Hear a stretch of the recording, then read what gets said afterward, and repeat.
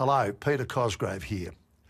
Anzac Day is a day for Australians to pause and remember those who fought and served and died in our name, for our nation, for us.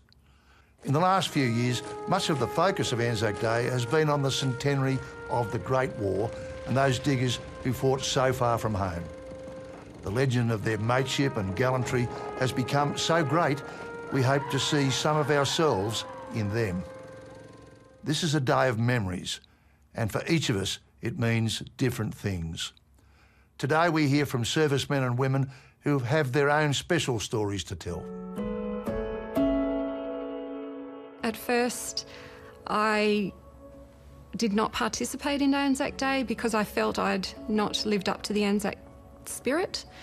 And so that was a tough period of my life because I just had felt like I'd let Australia down because I, for whatever reason, didn't consider myself an Anzac. In terms of what I think of Anzac Day, it's evolved quite a bit. When I lost the 5 guys in Malaysia, the first Anzac Day after that had even more personal meaning for me. And I've also lost colleagues on combat operations and many to suicide as well. So it's a really sombre and very personal day for me now. We were 5 minutes out from landing.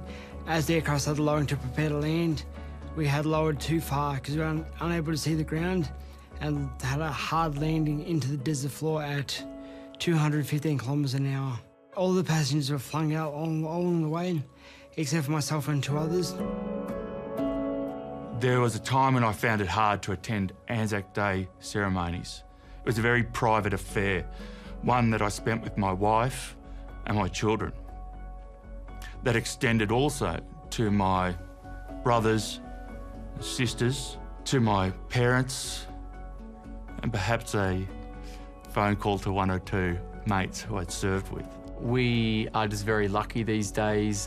We choose to serve, and I think that over time there's been such a bold development of the Anzac legend that contemporary veterans don't like to associate them or don't feel like they can associate themselves with that type of legend. And certainly whilst you are still serving, there isn't a direct association with the Anzac tradition because of the significance of that story. When I march with my fellas on Anzac Day, I'll always go in the ranks, not out the front, and on a file that is close to the crowd. And what I try to do as I march along is to look at every young kid, get eye contact. And what I'm thinking then is, we're doing this so you don't have to. You know, Australia and New Zealand work beside and with each other. And for New Zealand, Australia is our closest defence partner. So everywhere we go, and all our deployments, our exercises, our engagement, it is still Anzac, and we really do consider one another, and we are brothers and sisters in arms from way back in, 1915 to now. And on Anzac Day now, I think of all those who went before us. I think of the men and women who sacrificed so much throughout the world wars in Vietnam and Korea and all of those wars. But now I think of the contemporary veterans as well. I think of those friends of mine who served, those friends who continue to fight their own wars every single day after their service. I think of those people. I now realise that it's not about me personally. Anzac Day is about remembering everyone who has served Australia and New Zealand to bring about the amazing standard of living we have, the freedoms we enjoy. And for me now, that is what Anzac Day is all about, and that's what I hope to bring my children up to understand. Back when I was a lot younger, before I first joined the Army, Anzac Day to me was to recognise all the older generations from World War I, World War II and Korea and Vietnam, but I never thought that I would be one of the veterans marching past and being honoured and respected, so. We, Australia at large, confer on them this honorific. They are Anzacs, and they do deserve to march. And the serious faces they show tell me that they're conscious of the legacy, and they'll carry that burden and that honour through all their lives.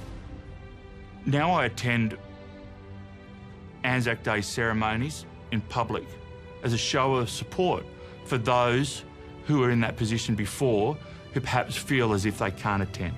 So I think it's a real special day. It's a personal day and it's a day of reflection. There are just so many young men and women right now overseas who are continuing to serve our nation. And we need to think about those people on Anzac Day and their families as well. This will be my last Anzac Day as Governor-General and Commander-in-Chief. I've considered it an absolute privilege to have served and been associated with the great men and women of the Australian Defence Force, and by association, their families and loved ones. For service past, for those who serve today, Anzac Day always has and always will be about those who serve, their stories and the sacrifices they make. It is on their conscience and courage that we live as we do and aspire for peace and prosperity for future generations. Lest we forget.